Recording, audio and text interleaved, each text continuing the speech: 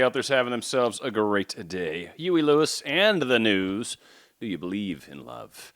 Viewer request show here. The name is kind of strange, and I really, frankly, don't know if I'm going to change this or not. Kind of a tricky topic, I guess, to name properly, or at least to give a good indication as to what the heck this show's about, other than imagining from, letting go extra thoughts. There we go, viewer request. Kind of how this came about is the viewer had a question, and it had to do with, and there was a slight, definition misunderstanding. So I'm going to clarify that, and certainly this is from my understanding of these concepts. I did a little research, of course, but I've not read every single thing out there. But I do think that the viewer had a small difference in understanding of this particular concept, I guess, that she was seeking to understand. And her question essentially had to do with, how can I live in the end and let go at the same time? But her understanding of living in the end, at least, is a little different than mine. So I'm going to get into first definitions, and then I'm going to kind of read her little final part, and then I'm going to try to kind of pull it all together. Hopefully, I can do justice to all this. So the three definitions that I really want to cover are living in the end. We'll start with that one first. To me, and from what I've read, from what I understand, and this is, a pretty common thing in the spiritual world, certainly, in the manifestation world, without a doubt, and definitely in Neville Goddard's spectrum. Living in the end is living that reality, living right now like the reality already exists. So I guess a good way to kind of maybe give an example of that, and I'll see if I can come up with more than just one, but this is a really, really good example. If you're trying to manifest your specific someone, let's say, for example, and in your imaginal work, your plan is to have them living with you at some point. Maybe that's just the way it works out best. Maybe you're the guy, right? And that kind of makes sense to have the girl move in with you. Maybe you're the girl and you've got the place and the guy's kind of, in an apartment, and it'd actually make more sense to move in with you. Whatever the case is, however this works out, one of the ways of living in the end, when you've done this imaginal work and you've tried to understand, or tried to create this reality, and now you want to live in the end, what that would mean to me would be, maybe you clean out a section in the closet and make room for his or her clothes, right? You make a little section for his or her clothes. Maybe you make a little section for some of their stuff that they're going to have to store. Maybe it's up in your attic. Maybe it's down in your garage. Maybe it's under your stairs, wherever you hide your little extra space. But living in the end is that I know this is happening, so I'm kind of moving forward with it. There's another example. If you're trying to manifest a job, and you know that there's going to be job interviews, living in the end is basically buying some clothes that you're going to need, one, for the interview, of course, and two, for when you start the job. So you already have the clothes for the job that you don't have yet. You're living in the end. The end is the job and you being in that job. Living in the end is acting like I have that job already. What would I be doing right now if I already had that job? That's, to me, that's my understanding of what living in the end is. So you're basically pretending, for lack of a better way to put it, pretending that you have it right now, and that's how you're behaving.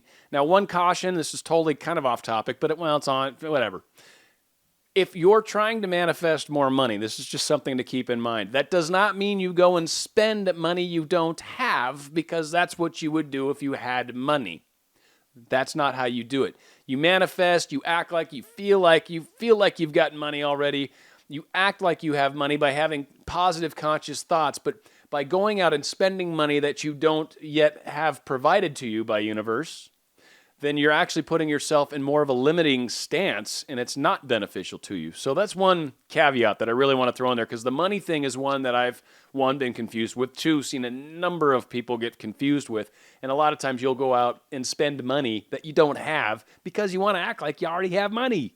That's totally different. And if you're racking up credit, not good. Bad money decision in that case. So hopefully that kind of helps the living in the end concept. The other one is imagining from. This is what she meant, at least the person that was asking the question, this is what she meant by living in the end. So living in the end is what I just defined. Imagining from is when you do imaginal work And I imagine myself being in the situation with like my special someone, and we're having dinner together. I can see what she's got on her plate. I can see the glass of wine in front of her. I can see the sparkle in her eyes, the smile on her face. I can see the bracelet she's wearing. I can see it as she's, bringing the fork to her mouth and the little smile on her face because I'm staring at her right now and she thinks it's cute but weird and all at the same time. That whole imaginal scene is imagining from. And that is the power of creation. That is when you basically get your thinking part, to tie it into yesterday's show, when you get your thinking part focused out on the reality you would like to create. Doesn't exist yet, doesn't barely even exist in thought. That's why we're imagining. We're using the imaginal work to actually create that reality. And then that reality is what we start going towards. It just happens that way. We say, universe, this is what I want. This is what I'm going to experience. And the universe goes, okay. And boom, a month later, a week later, a year later, whatever it is, depending on whatever it is you're trying to manifest, boom, it's now completely solid in your life. And there you go, right? You're now in the end. No need to live in the end and pretend we have it. You're actually in the end having it. Now, a good thing also to bring up a point that Goddard also brings up, when imagining from, it's also good, and this kind of adds an extra dimension to it. You actually imagine yourself in the place where you're, say, with your specific someone. Maybe you're in the room, a house together, right? And you're in bed together. And you can actually, from that vantage point, imagine back to when you didn't have her in your life. So, like, I imagine myself sleeping in the bed with her, and then at the same time, I imagine thinking to myself while sleeping in bed with her, man, do you remember when you used to sleep in the bed yourself back at your old condo? That is the extra step as far as trying to create and bridge your current reality to this future reality. And that's actually an extremely powerful little added bonus that you can do on the imagining from concept. So there's imagining from, there's living in the end, covered those both. Now, letting go is the key and is a big deal to so many of us, and it's also a little tricky. Now, after yesterday's show, I'm kind of starting to refine, not really change, but refine my understanding of what letting go is. And I think truly what the letting go aspect is when you get rid of the thinking brain part. That's why we do it. We let go to shut that part down. Now, again, easier said than done. That's just kind of my understanding of what the letting go accomplishes, because you basically remove yourself from any responsibility. You remove yourself from any expectations. In some cases, you've thrown your hands up and you're like, screw it. I don't care if I don't ever get this anymore. It's just so frustrating. And you walk away. Again, you've let go. You've given up. But you've already done all this imaginal work. The second of giving up, first off, giving up is not negative unless you're like, I hate you, I hate you, I hate you. I'm never going to do this again. Okay, well, there's some negativity on that one. When you just go, this is frustrating. Forget this. Forget it. I'm tired of this. And go and walk the other direction. You're just throwing up your hands. You're not basically saying, I don't want this universe, even though you're giving up on it. That's not what you're telling the universe. You're just, I don't care. Whatever is. Whatever it's going to be is going to be. I don't freaking care anymore. And that's when you get to that kind of, let go. So if any of you have ever been to that point where I just don't care, and you literally just start going down a different path, that is letting go. You've let go, essentially. Now, when you get more advanced in manifesting techniques, what you actually will start to do is you'll do the imagining from. You even imagine from where you can imagine back and go, I don't have it. You do that whole imaginal work. Maybe do it a few times. Maybe spend an hour, 2 hours total time doing this imaginal work. Maybe it takes you a span of a couple weeks, a few minutes here, a few minutes there, and over 7, 14, 21 days, whatever, you've roughly done a couple hours. There's not really a magic formula. I'm just throwing out a decent number, right? You've put a couple hours worth of imaginal work towards it. The true concept of letting go is, all right, I know I've done the imaginal work. I know it's coming. I don't care about when exactly. I know it's on its way, and you don't really think about it anymore. Now, a lot easier to do when there's no emotional attachment, when there's no, I need it right now. Like say you've got bills that aren't being paid and you're trying to manifest money. That's a tough time because there's an emotional, there's this need, and it's really hard to manifest something when there's a need for it. It just creates a bad dynamic inside of ourselves and just makes it challenging. It can be overcome. A lot of affirmations, a lot of self-love, constantly reinforcing those bullet points of I'm okay, this is all coming, it's all happening. It just requires a little more work because now you've got an emotional component on top of the thinking part of you that always says, do we have it right now? No. All right. So that is a key part to letting go, is just the whole not worrying about it. Good example from mine that came up in a show recently, and someone even asked me in my comment if I've gotten it yet. I haven't yet. Again, I don't care. It'll happen. If it happens 6 months from now, I don't really care because I'm not putting any effort towards it. I just know for sure it's going to happen. And what I imagined and what I've talked about is I see the $100 bill being placed in my hand. It's placed in my hand. It's being given to me. I can see the crispness of it. I can see it's almost raised, the etch. It's weird. Hundreds are so cool. And then the coloring on it, it's like Monopoly money, right? So I can totally see this $100 bill in my hand. Actually, let me just, now I'm imagining putting it in my wallet. That was the key, because actually I work in a place where someone could hand me 100 to make change. That would actually count, right? Let's take it one step further in my imaginal work. I'm now opening my wallet, and I can see myself slipping it in there, and I can see it within my wallet. There. Now it's done. I don't care. I'm not going to think about it again. I'm not going to bring it up again. It's okay. And I don't need $100, frankly, so it's not a big deal, right? I don't care. I really don't care. It could happen tomorrow. It could happen a month from now. It could happen a year from now. I don't care. When it does, I'll bring it up. I'll tell people, I'm like, I finally got that 100 I was talking about forever ago or last week or wherever the hell it happens. But again, that is letting go. It's like, I don't care. There's no attachment. There's no need. There's no emotion. I'm not going to think of it again. I'm not going to go, where's my $100? Because I don't care. I know it's coming. So that is the concept of letting go. Now, the question is, hey, Dan, when I think of living in the end, I think of imagining scenes that would be happening now if we were together. Which, again, like I said, I think she's meaning imagining from, and living in the end is a slightly different thing. So hopefully this definitions help in regards to this question. If there is anything else I could be doing on top of that, I would love to hear it. When I think of letting go or surrendering, I think I should not be putting any more effort into the manifestation because I should be leaving it to the divine to do the work for me. That's why I'm kind of confused on when to do which. Do I let go and surrender just when am starting to feel hopeless from not seeing any results for a while? Or should I be letting go and surrendering regularly as I would with imagining I am doing while living in the end? So to kind of cover her question again, the true way to manifest something, the way that that's taught, the way that's actually most powerful, because when you do it this way, you're literally getting out of your way. You're letting go immediately. And the concept of letting go means we're releasing the handbrake. We're releasing the brake on the car. You know those people that drive two-footed? God, noise the crud out of me, but whatever, right? They're speeding up and somehow their brake light's on. You're like, well, that's impressive. That's hard to do, especially if you drive one-footed, right? But those people are kind of doing both, right? And you kind of, I don't know where I was going with this example. Living imagining from, whatever. We'll see if I can get back to it. But the key to this is the letting go part. So you do the imaginal work, you imagine from, you get yourself, foot brake, parking brake. That's what I was doing, right? So letting go is not doing that, not driving with the brake on, essentially.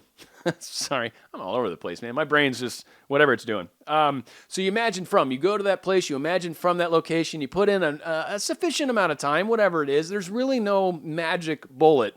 It's ultimately like, can you see it clearly?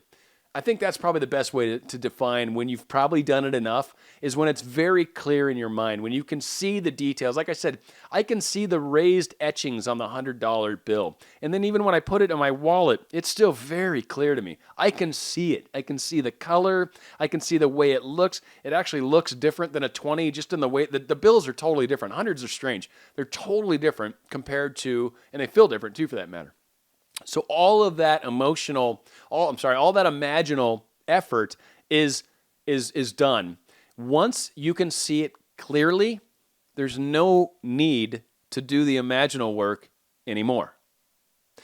The best approach is you do the imaginal work until it is clear in your mind, and then you let go of it, and then you live like that's happening. Live like that is going to occur at some point, or essentially, you live like it's happening already. So again, if your specific person is your role, then you're probably not going to be dating other people, right? That might be the point where you're like, no, I'm committed to this. There's no reason to date other people, so I'm done with that. Or like I said, you can make room for them in the closet. Maybe it's an issue of you're cleaning out you got a 2-car garage, right? Maybe you're starting to clean out that second side so she can fit her car inside, because you don't want her parking her car outside, right? That's not cool. And you certainly don't want to park yours outside, right? So again, making room for them, or getting rid of some clothing maybe that you don't need because you're going to be buying new outfits for your new job, right? Or maybe you start looking for different things that when you finally get the income levels that you expect, some of maybe the knickknacks that you're planning on putting in the house, maybe you get little pictures of them put out and you put it on your vision board, or I do it in a notebook. My vision board's a quote notebook, right? So maybe you start sliding your pictures in there and you start looking at those at a regular basis. But you're living at the point where, okay, these are the things I'm going to have. Here's where I'm going to put it. So you already start thinking about how you're going to arrange your new room. Or if you're getting a new place to live, you start imagining, all right, I'm going to need to start getting boxes because the move's coming. Like, you live from the point that I am doing this. Whatever it is I'm trying to imagine, I'm already doing it. So I'm going to start doing the things that I'm going to need to do once I'm there, right?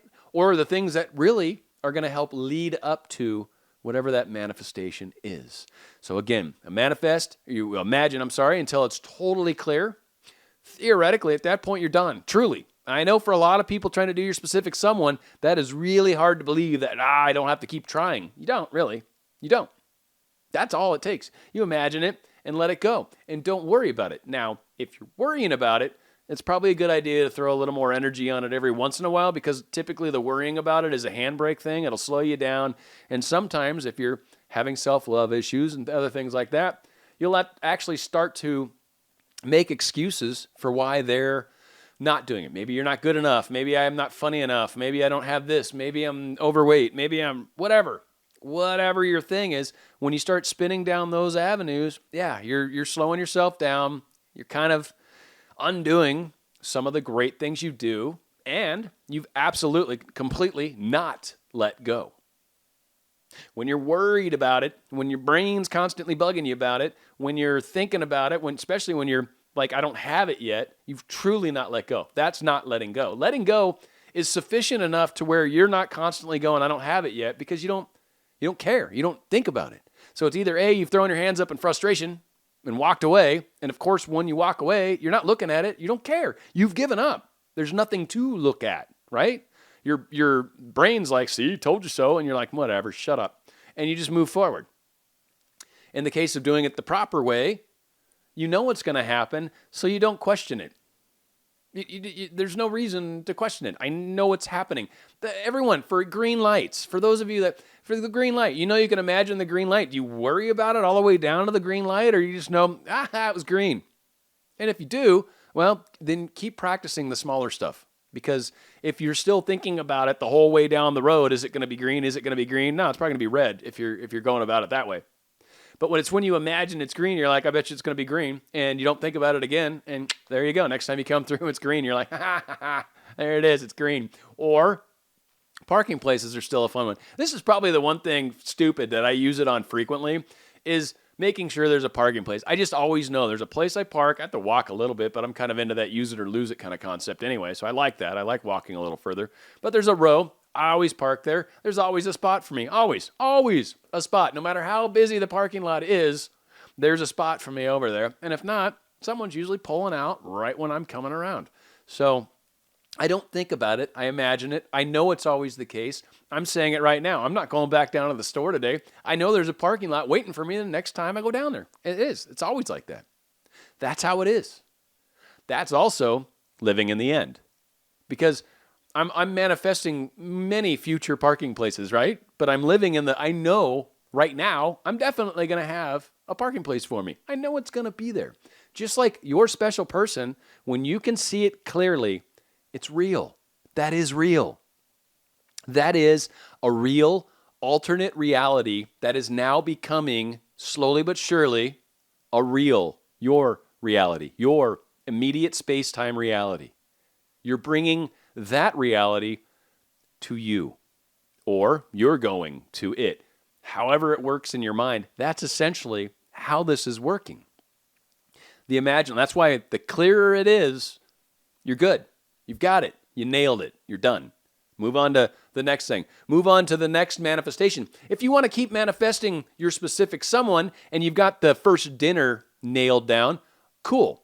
Stop doing the dinner because that's clear now. All right, now imagine, going to church together. Now imagine taking your kid to, a baseball game, or their kid to a baseball game, or imagine driving up the coast together, or whatever. Imagine something also else. Because one, right, if you're going to have dinner together and you guys are getting back together, well, then you're going to have other dates and other moments and other times together. You start imagining waking up in bed together. You start imagining making dinners together at home. You imagine sitting down on the couch watching whatever show you guys are fond of. Hopefully it's Dan and Anya's if you're doing it correctly, right? Just throw on a YouTube and watch together, right? Because there's love in that. But again, these are the ways you enhance your imaginal work. Don't just keep redoing the same scene over and over.